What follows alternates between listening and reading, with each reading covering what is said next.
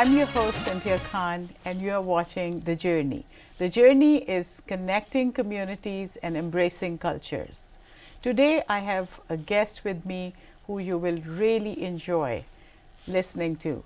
Her name is Fadia Abu Shukr. Welcome to the show, Fadia. Thank you. Fadia, I would like to ask you about your early life, your origin and your early life. Where do you come from? And tell the audience that how was your early life? Well, I was born in Baghdad, Iraq. Lived there until I was probably the end of third grade, 8 or 9 years old. Went to Lebanon. We left Iraq to go to Lebanon for about 20 to 25 days and then came to the United States. Lived in Michigan most of my life, or since then. I am one of 7 siblings. Mm-hmm. My parents were born and raised in Iraq. They're Chaldeans. Mm-hmm. I am now living in Michigan, like I said. I'm married and have 2 children. And would you like to elaborate a little bit on the Chaldean race, because some of the people don't know? Well, the Chaldeans are born in Iraq, of course. It's a little village called Tel Kef. It's a little, like I said, village that's more of a north in Iraq. It basically consists of different Chaldeans that have their own naming. There's Tilkef, Al-Qosh, Butnai, and there are many of those that live in that northern area. They're all Christian, Mm-hmm. and they pretty much years ago did not migrate out of their little culture. So they, married the neighbor's daughter, and they just kept it all in there. They all knew each other. There were probably 200-300 families there, and they all knew each other. They know each other's business. They were very close and entwined, Yeah. which is what goes on in a village normally. Exactly. My dad left after marrying my mom. He and my mom left the village, and they lived in Baghdad. My dad traveled a lot. He worked different parts of Baghdad, Mm-hmm. and so they stayed out in Baghdad pretty When much. did they come to America? We came out here in 1975, Okay. and we've been here since then. My mom passed away in 1998, Mm-hmm. but my dad is still alive and he's still here. My dad knew how to speak English, so it wasn't a struggle for him. And for me and my siblings, we all came here when we were young, so we just adapted pretty quickly, Mm-hmm. Especially the younger ones. My 2 oldest siblings live in San Diego, but the rest of us live here. Uh-huh. And we're all professionals. How do you see the people coming from different countries? Like I am from Pakistan, and Yeah. I know that it's so different here. There is a huge cultural difference between our countries and America. So you came at an early age, so you did not have a problem No. adjusting to the system. But Well, you know what? how- That's not true. Even as a child, I did have a little, I didn't speak the language. I was going on 4th grade there, and they had to put me here in the 3rd grade because I didn't know how to read, how to write. The only thing I was strong in is math. Mhm. The 2nd graders can do algebra over there, which we don't see here until 6th and 7th grade. So yeah, it's a big culture shock when you come to a new country. What is acceptable? Your clothes are not acceptable to the Americans. The way you speak, the way you pronounce and enunciate words is a little It's different to yes, them. yes. And back then, you were made fun of. I don't know if people now, the kids at least, they did make fun of us for not speaking the perfect English that, they spoke. Right, So, right. I think yeah. it still happens. Oh, yeah. Yeah, and Yeah. I'm sure it will Yeah. happen, But I don't think your children have any problem. No, they don't. And They my don't. children speak 3 languages. They speak Arabic and Chaldean and English. So we Wow. speak all languages in the house. That's So, very nice. yeah. Now, Fadia, tell us more about your life, that when you came here and got assimilated in the system and culture, and then how your journey began. Well, it just, you know what, it was kind of like a smooth transaction, if I may use the word. I struggled probably the first year because of my inability to speak until I thought I learned the language well enough. My parents were both really heavy into education, so they pushed us to learn more. Right. Read and write. Read and write was always emphasized in our home. And so as you grew up, we worked in the family business. My parents owned a party store, and we all worked in it. We all contributed, did our share. And it just became little by little that our funds per se, which was all as one. We didn't have my money, your money, Right. kind of thing. With Yeah. the siblings all working, we all put it all in the one pot, and they paid for our education. That they didn't feel it was a terrible thing. We were able, some of us, to get grants and scholarships, and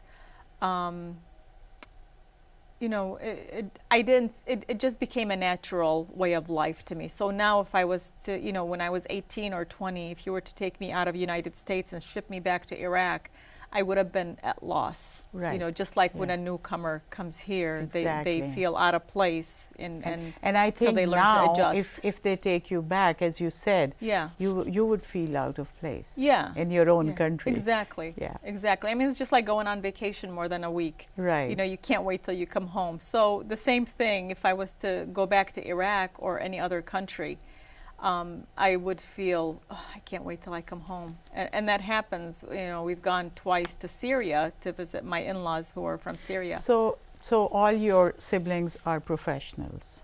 2, 3, 4 of them are. Okay. The other one is a housewife. The other one is a business owner, and he didn't pursue education too much, even though he was pushed. He just thought high school is good enough for me. And then the other one, she is educated, but she chooses to be a housewife. Her husband does well, so they don't want her. Yeah. They chose not to have her work. Right. And so what was the turning point in your life? Like how your life took a different route, like when you got married and you got your own business, or like something that brought you to a different thinking and different understanding of life. And because when we come to this country, we come with different expectations. Yes. But then you experience something totally different, and that changes your perspective of life. So when did that happen, and how did you meet your husband, and tell us that story. Well, something, like I said, things are routine. We were taught to be hard workers, study, get your degree and work hard. And so for many years, all I did was work and go to school. Could have been 1 job or 2 jobs, but I worked and went to school. I was almost married to my husband. We were engaged, and my mother was diagnosed with ovarian cancer. And with the education at the time, I worked in the emergency room. I still felt, the shock of hearing my mother, which, was a very strong woman, is inflicted by this horrible disease that, who knows if she was going to live or not. Yeah. And ovarian cancer is one of the worst diseases that a woman could have. And my mother had never visited a gynecologist in her life, which a lot of women who come from our cultures never do, especially, where we come from, a woman has to be a virgin until she gets married. And there are many women that go beyond the age of 30 and 40 that have never visited a gynecologist, Yeah. which is extremely, extremely wrong. Yeah, but that is something that happens in our country. And I was telling my dentist one day that in our country, and I think this happens in Pakistan, and I think it's the same in Yeah. Iraq, that they don't even go to the dentist all their life. I mean, till they are old and they really have problems. And with they've their lost their teeth. and then Yeah. they go to the dentist. Yeah, or if they have a pain. And my mom Exactly. did not have any pains Yeah. until her cancer had progressed. Exactly. And so when my mother was diagnosed with cancer, I realized that life is so, so short. My mom was, I think, 54 at that time, and was just starting to really live her life because she had always worked hard, you know, to bring us up, to give us what she felt was the actual necessity. Maybe it was, maybe it wasn't. And so she really never lived until she was diagnosed with her cancer, or right before it. And she lived for 4 years after that. You know. Well, when we come back from the break, Fadia, I would like you to tell us more about your life and how this disease you came across it too. Okay. We take a short break and we'll see you right back.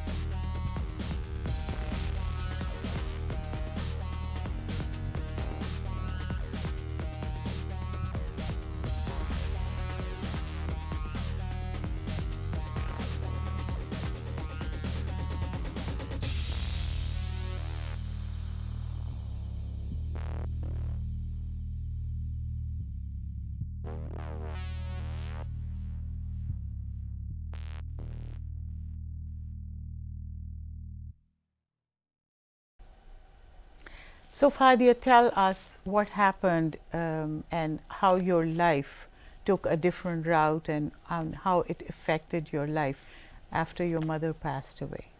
Well, after my mother passed away, the things that I used to take for granted, I don't. Later on, I was diagnosed with breast cancer, and at that time, I had a 3-year-old and a 4-month-old, or a 3.5 and a 4-month-old child that I was nursing. And I just feel, until you're diagnosed with that kind of a disease, you just do not know how precious life is. Yes. It really, I don't know how to describe it, but the flowers are a lot more colorful. Yes. The sun is brighter. Yeah. Yeah. There's more color in everything. Yeah, the moon is bigger. Yes. The smells are more natural. I mean, now, the only time I will have a bad day is if, somebody says something's wrong with my children. Otherwise, I don't have a bad day. Exactly, because you have seen the worst, and you know that how to value life. Exactly. And how to value everything in this world. Yes. And there are so many people out there who take everything for granted. Yeah. And always complaining. So what message can you give to those who do not value life yet?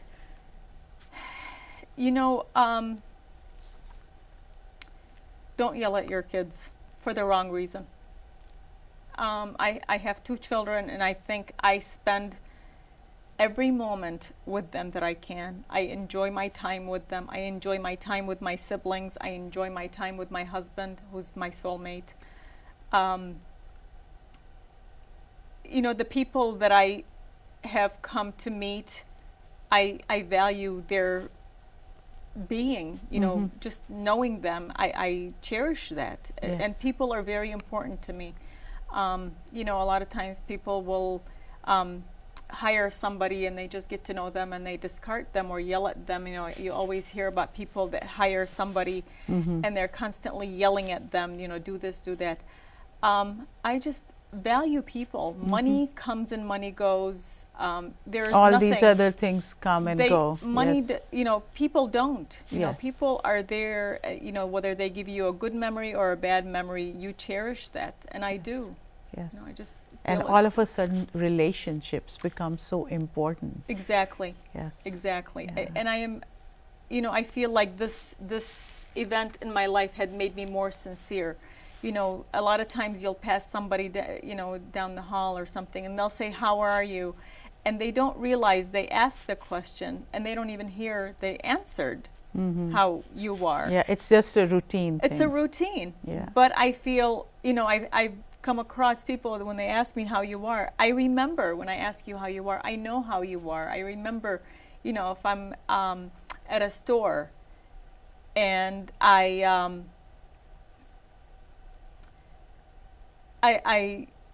meet somebody with a name tag, I will call her by her name or him instead of just letting them feel as if they're just a person, a salesperson. So, you know, you give Making people their others feel value. They- important. exactly. Yes, yes, Exactly. Yeah. And you think that you learned this or this realization came to you after you were diagnosed with cancer? I think so.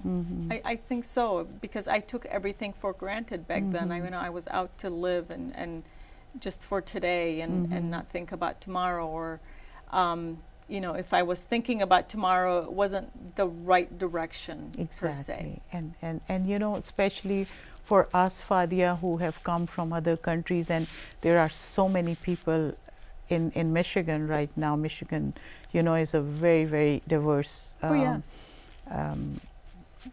especially our Oakland and Macomb counties, that we have so much of diversity. And people who come from other countries, we think differently. We Yeah.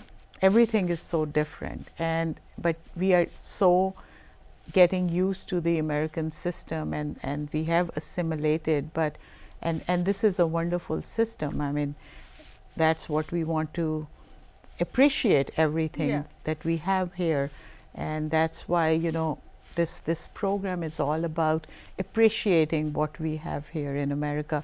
And we who come from other countries, we bring all these different colors and different, you know, ideas and different cultures, and we blend in, but we are still one. That's Because you know, under the skin, the Yeah. blood is one, the color of Exactly. the blood is one. Exactly. So I think what we need to do is to forget about our differences and gear more towards, you know, uniting with each other, as you said, that value people more than any more than things. Exactly. And so then, Fadia, after you had this experience, tell us more about your profession, your work. What do you do now?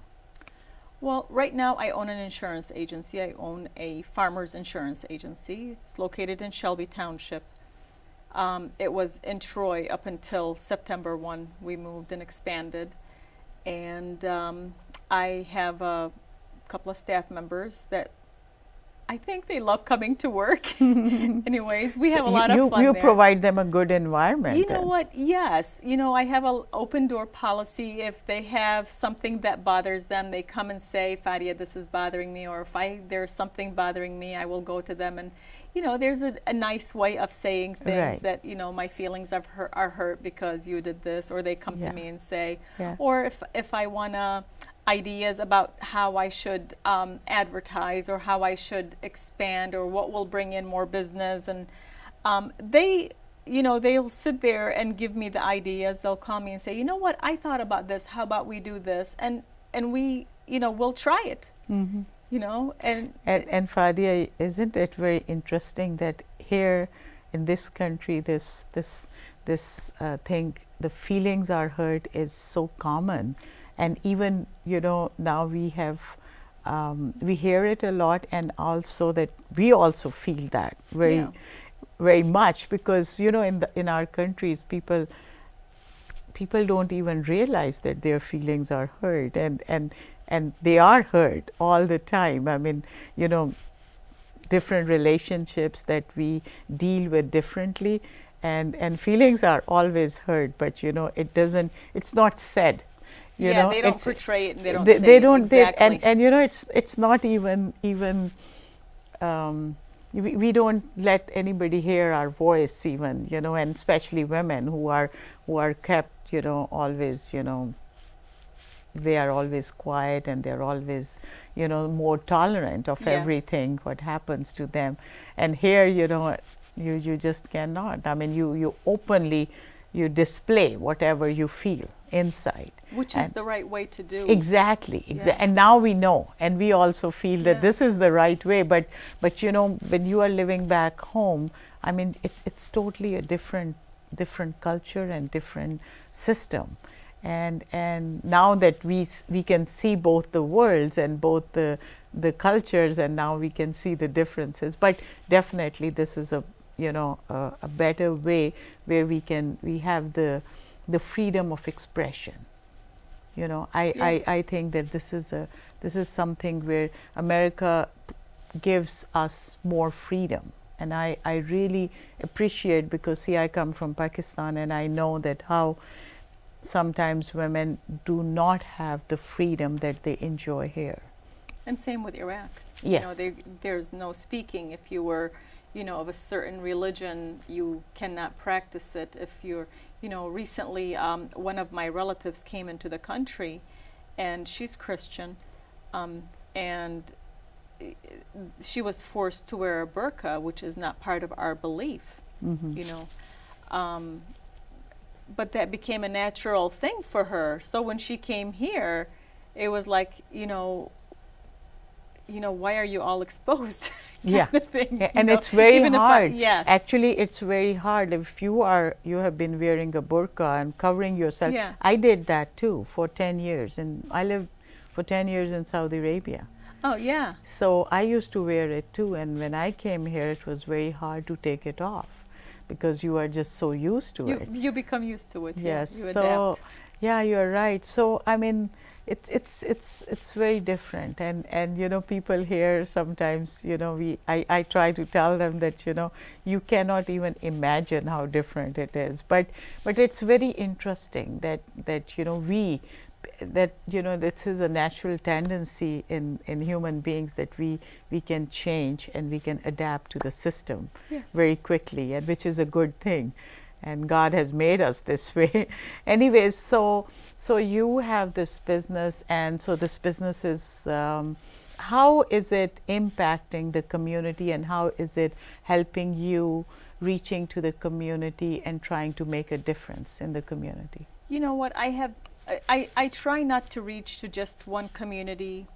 I do reach out to the Arabs. I do reach out to the Chaldeans. I have a gentleman that works for me who's Albanian, so we reach out for the Albanians. I have a lot of Indian clients, and recently I did they had a holiday, and I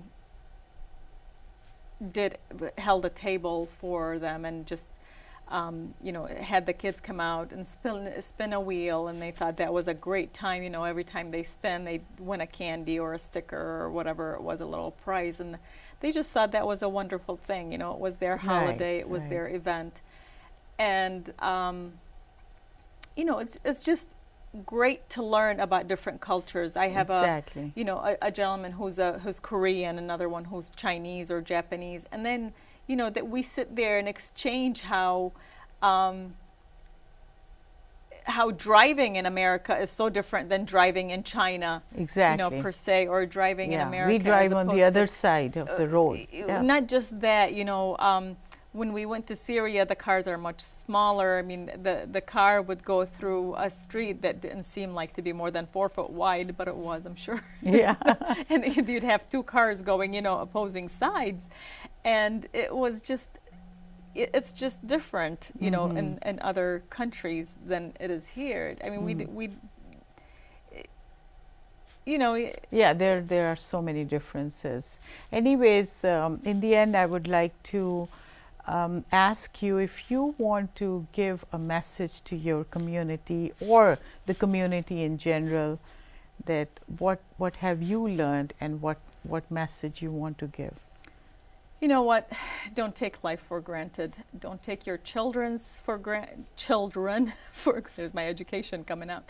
Don't take your children for granted. Your parents, oh my God, love your parents. Yes. Don't take your siblings for granted. Those people that you meet, no matter who it is, just enjoy their company, no matter who it is. We're not all the same. We're never all going to be the same. Exactly. This is a melting pot, and it's always going to be, so you need to be tolerant of people. You need to learn to be tolerant of yourself. Yes. So just enjoy the short life and the short days that we're on this earth. Yeah, very good. And anything we can do to help others. Exactly. Yes, yes. And just embracing all the cultures and everybody who's around us. Yeah.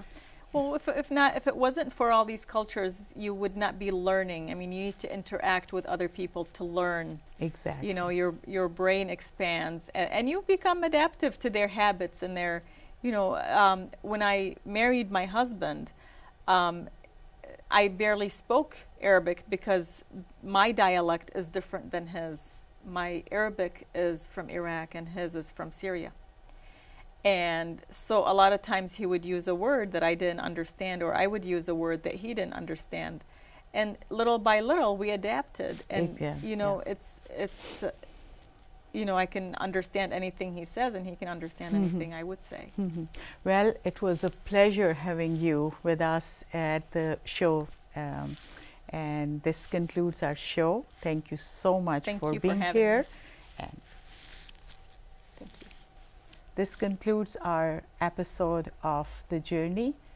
We'll see you next time.